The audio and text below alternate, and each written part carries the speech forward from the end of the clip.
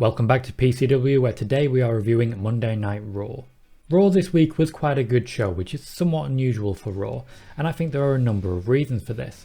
Firstly, and probably primarily, they cut away a lot of storylines that aren't leading towards a pay-per-view, as this was the Hell in a Cell go-home show. They also put a lot more focus in their women's division, and this makes sense given that at the moment, the Hell in a Cell card has 3 women's matches and only 2 men's matches.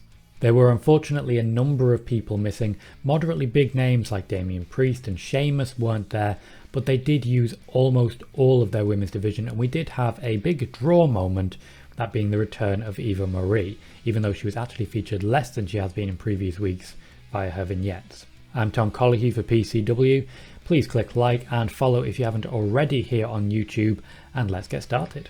The show started bravely, with Alexa Bliss addressing what happened last week. Last week, of course, a very unpopular segment between Alexa Bliss, a doll, and Shayna Baszler. The doll did not feature this week in what felt like something of an apology to the fans. She was approached in Alexa's playground by Nia Jax. Nia challenged her to a match, and by the end of it, we will have that match later on in the night. Shayna Baszler, a big name that did not feature this week. They did, however, confirm that we will see Alexa Bliss versus Shayna Baszler at Hell in a Cell. Thankfully not in a cell. That would be weird considering how quickly this feud has come around. Nikki Cross defeated Charlotte Flair via countout when Charlotte became distracted by Rhea Ripley. This sounds like an awkward moment, but ultimately it's a lot better of a victory than Nikki Cross has been having when her victories have been surviving for 2 minutes. It's a lot less disrespectful, but still somewhat disrespectful. After the match, Charlotte would continue the attack on Nikki Cross, but Rhea Ripley would hit the Riptide to prevent her from continuing. It wasn't a beatdown, it was very much a protection of Nikki Cross, which firmly puts Rhea Ripley in the camp of face. Jeff Hardy said to Matt Riddle, "You should trust Randy Orton," before opening his eyes to reveal eyes. Matt Riddle's very, very easily impressed. After this, Jeff Hardy would be challenged by John Morrison. It was a very brief match with a little bit of Cedric Alexander involved, but Jeff Hardy did eventually take the loss to Starship Pain because of the distraction of Cedric Alexander. Right after this, Cedric Alexander would say, "Oh, I'm going to retire you, I'm going to beat you, old man." Jeff Hardy would respond by saying, "I will retire if you beat me in a match right now," and then he would beat up Cedric Alexander. This is looking like a relaunch for Jeff Hardy. It may be the case that he has finally, with fans soon to return, signed a new contract. Eva Marie returned with Piper Niven in tow, and Piper Niven squashed Naomi in less than a minute. Very bad moment for Naomi, and a sign of things to come, that she seems to be at the very bottom of the women's ladder on Raw. That said, Eva Marie claimed victory for herself. Piper Niven hasn't even been named yet, and as long-term PCW fans will know, Piper Niven has been one of the standout performers in the UK for a long time. I'm excited to see what she can do on the main stage, having skipped NXT entirely. Natalya and Tamina got into a scrap with Dana Brooke and Mandy Rose backstage, and I don't know who I'm supposed to be rooting for. This essentially just looked like a reminder that there was still a women's tag team division. Doesn't feel like it. Our second hour draw segment was a 22-minute tag team match between the New Day and RK Bro. Very high quality wrestling, and you can see the evolution of RK Bro in this when they work together extremely well, adding a few, though a little bit rusty, tag team moments to the occasion and some dual offense. They do need to work on it a little bit more, but it did result in the win after Xavier Woods found himself caught by an RKO coming out of a roll and a jump, which usually results in a clothesline, not so much this time. Also in the second hour was a 10-minute match between Rhea Ripley and Asuka, in which Rhea Ripley essentially fought from the bottom for quite a while, but was able to exert her power over Asuka's overall submission machine elements. When it came to the actual finish, Asuka essentially accidentally locked her arm between her legs, allowing Ripley the opportunity to hit the Riptide. It seems pretty clear to me what they're trying to do, trying to suggest that she can hit the Riptide out of nowhere. She can't, but they'll keep trying to convince you of that.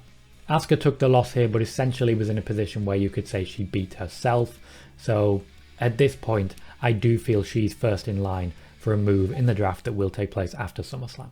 After an hour and 50 minutes, the WWE Champion Bobby Lashley finally appeared on screen. He was continuing to live the party, which is essentially his whole gimmick now, but when the moment arrived, he grabbed the microphone and cut a promo on Drew McIntyre so vicious that I may have wet myself ever so slightly. I mean, it was good. It was good. Nia Jax and Alexa Bliss were our third hour draw segment, and this, as you might expect, was strange.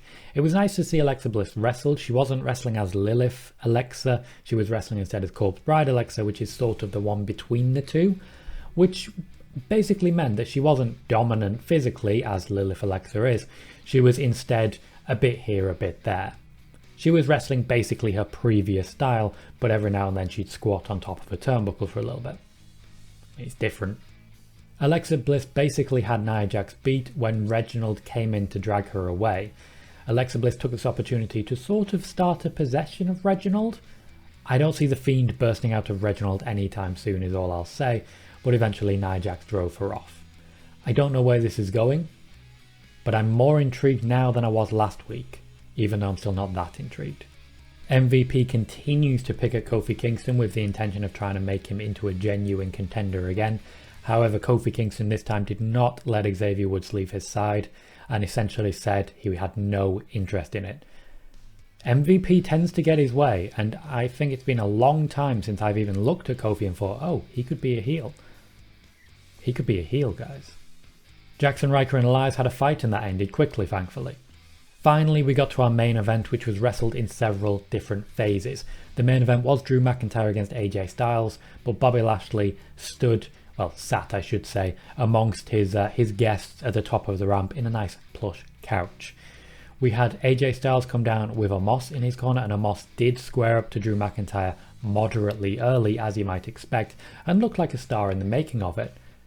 When it came down to Omos and potentially Bobby Lashley getting involved, the Viking Raiders then also got involved, ending up as a 6-man tag match once Bobby Lashley had gone to the back, changed his gear, because my god, he was wearing a full suit, that must have taken a long time, and then came down to the ring to join in the party. We had a 6-man tag match, which was very, very good action. Omos lined up very nicely against the Viking Raiders and McIntyre, a really physical side on both teams, apart from one guy, AJ Styles, who was able to use his technique to overcome the physicality of his opponents.